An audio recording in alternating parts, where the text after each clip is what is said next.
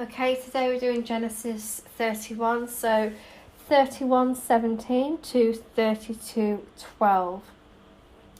So Jacob put his wives and children on camels, and he drove all his livestock in front of them. He packed up all the belongings he had acquired in Paddan Aram and set out to the land of Canaan, where his father Isaac lived. At the time they left, Laban was some distance away, shearing his sheep. Rachel stole her father's household idols and took them with her. Jacob outwitted Laban, the Aramean, for they set out secretly and never told Laban that they were leaving. So Jacob took all his possessions with him and crossed the Euphrates River, heading for the hill county of Gilead.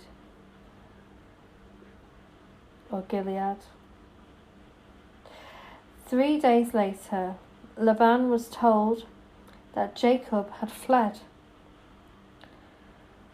So he gathered a group of his relatives and set out in hot pursuit. He caught up with Jacob 7 days later in the hill country of Gilead.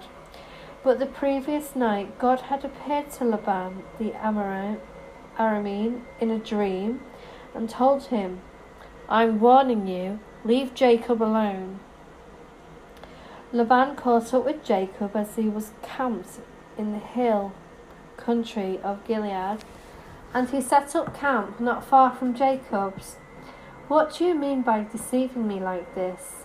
Laban demanded. "How dare you drag my daughters away like prisoners of war? Why did you slip away secretly? Why did you deceive me, and why didn't you say you wanted to leave? I would have given you a farewell feast with singing and music and accompanied by tambourines and harps. Why didn't you let me kiss my daughters and grandchildren and tell them goodbye? You have acted very foolishly. I could destroy you, but the God of your father appeared to me last night and warned me, 'Leave Jacob alone.' I can understand your feeling that you must go and your intense longing for your father's home, but why have you stolen my goods?" "I rushed away because I was afraid," Jacob answered. "I thought you would take your daughters from me by force. But as for your gods, see if you can find them and let the person who has taken them die. And if you find anything else that belongs to you, identify it before all these relatives of ours, and I will give it back." But Jacob did not know that Rachel had stolen the household idols. Laban went first into Jacob's tent to search there, then into Leah's, and then the 2 tents of the servant wives, but he found nothing. Finally, he went into Rachel's tent, but Rachel had taken the household idols and hidden them in her camel saddle, and now she was sitting on them. When Laban had thoroughly searched her tent without finding them, she said to her father, "Please, sir, forgive me if I don't get up for you. I am having my monthly period." So Laban continued his search, but he could not find the household idols. Then Jacob became very angry and he challenged Laban. "What's my crime?" he demanded. "What have I done wrong to make you chase after me as though I were a criminal? You have rummaged through everything I own. Now show me what you have found that belongs to you. Set it out here in front of us, before our relatives, for all to see. Let them judge between us. For 20 years I have been with you, caring for your flocks. In all that time your sheep and goats never miscarried. In all those years I never used a single ram of yours for food. If any were attacked and killed by wild animals, I never showed you the carcass and asked you to reduce the amount of flock. No, I took the loss myself. And you made me pay for every stolen animal, whether it was taken in broad daylight or in the dark of night. I worked for you through the scorching heat of the day and through the cold and sleepless nights. Yes, for 20 years I slaved in your house. I worked for 14 years earning your 2 daughters, and then 6 more years for your flock. And you changed my wages 10 times. In fact, if the God of my father had not been on my side, the God of Abraham and the fearsome God of Isaac, you would have sent me away empty-handed. But God has seen your abuse and my hard work. That is why he appeared to you last night and rebuked you. Then Laban replied to Jacob, these women are my daughters, these children are my grandchildren, and these flocks are my flocks. In fact, everything you see is mine. But what can I do now about my daughters and their children? So come, let's make a covenant, you and I, and it will be a witness to our commitment. So Jacob took a stone and set it up as a monument. Then he told his family members, gather some stones, so they gathered stones and piled them in a heap. Then Jacob and Laban sat down beside the pile of stones to eat a covenant meal. To commemorate the event, Laban called the place Jigar Sahudutha, which means witness pile in Aramaic. And Jacob called it Gilead, which means witness pile in Hebrew.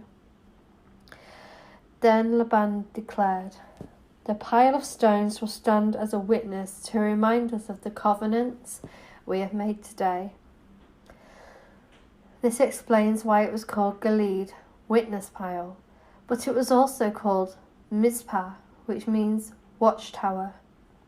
For Laban said, may the Lord keep watch between us to make sure that we keep this covenant when we are out of each other's sight. If you mistreat my daughters, or if you marry other wives, God will see it, even if no one else does. He is a witness to this covenant between us. See this pile of stones, Laban continued, and see this monument I have set between us. They stand between us as witnesses of our vows. I will never pass the pile of stones to harm you, and you must never pass these stones or this monument to harm me. I call on your God of our ancestors, the God of your grandfather Abraham and the God of my grandfather Nahor, to serve as a judge between us. So Jacob took an oath before the fearsome God of his father Isaac to respect the boundary line. Then Jacob offered a sacrifice to God there on the mountain and invited everyone to a covenant feast. After they had eaten, they spent the night on the mountain. Laban got up early the next morning, and he kissed his grandchildren and his daughters and blessed them. Then he left and returned home. As Jacob started on his way again, angels of God came to meet him. When Jacob saw them, he exclaimed, "This is God's camp." So he named the place Mahanaim.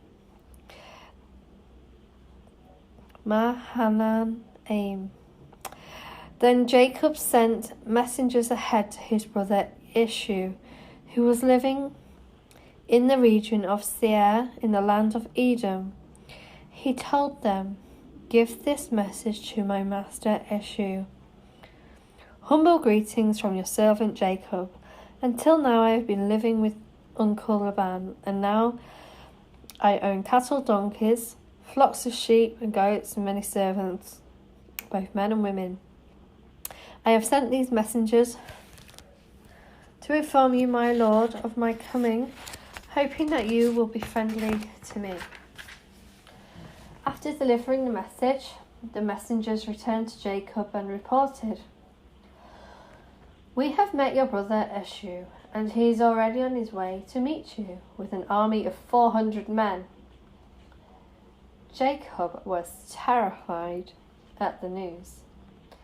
He divided his household, along with the flocks and herds and camels, into 2 groups. He thought, if Esau meets one group and attacks it, perhaps the other group can escape. Then Jacob prayed,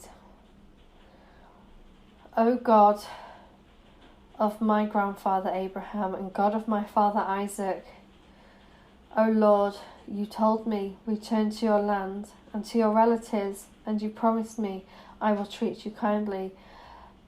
I am not worthy of all the unfailing love and faithfulness you have shown me, your servant. When I left home and crossed the Jordan River, I owned nothing except a walking stick. Now my household fills 2 large camps. O Lord, please rescue me from the hand of my brother Esau. I am afraid that he is coming to attack me, along with my wives and children. But you promised me, I will surely treat you kindly, and I will multiply your descendants until they become as numerous as the sands along the seashore, too many to count." And that's it for today, and I'll see you in the next video.